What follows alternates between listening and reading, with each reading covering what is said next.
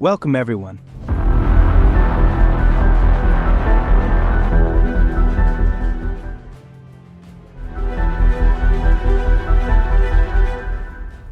Now, we will thoroughly examine a hot topic: the future of the United States' sixth-generation fighter jet program.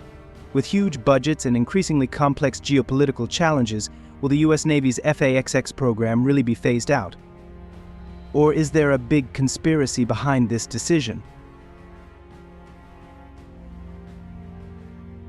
The United States military is currently in the midst of great anxiety.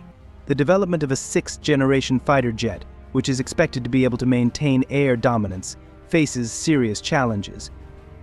One of the biggest issues is budget cuts that threaten the sustainability of this program. China, with its rapid advances in military technology and increasing budget, is now the main competitor of the U.S.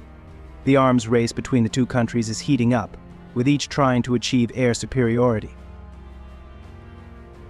Could these budget cuts actually be a fatal step backwards for the U.S.? After a long polemic surrounding the Next Generation Air Dominance NGAD program for the U.S. Air Force, now it is the Navy's F/A-XX program's turn to be threatened.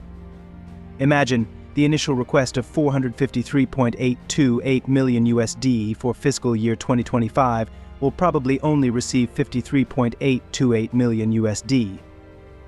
This budget cut of almost 90% certainly raises many question marks. What really happened? We must ask, why has the budget for this important program been cut so drastically? Is there a political game behind this decision? What about threats from global competitors like China? Is the U.S. ready to face the consequences if this program is completely removed? It's not just the Navy that is facing problems. The Air Force is also reconsidering its NGAD program. The extremely high cost, about 3 times the unit price of the F-35, calls the program into question. Will the U.S. cancel these two programs and continue to rely on the existing F-22 Raptor? An interesting theory circulating is that these budget cuts were actually a strategy to cover up a larger secret project. Is it possible that the U.S. is secretly developing a much more advanced fighter jet? Or maybe they deliberately cut the budget to outwit their competitors. Consider this: there is talk that additional funding for the F/A-XX could be obtained from other, confidential sources. Why is there this secrecy? Is there something we don't know? There may be a hidden agenda at play by the top military and government officials. Looking deeper, Deputy Secretary of the Navy Eric Raven stated last March that the F/A-XX program was a priority investment to increase the capabilities of the U.S. Navy. However, with drastic budget cuts, what does the future hold for this program?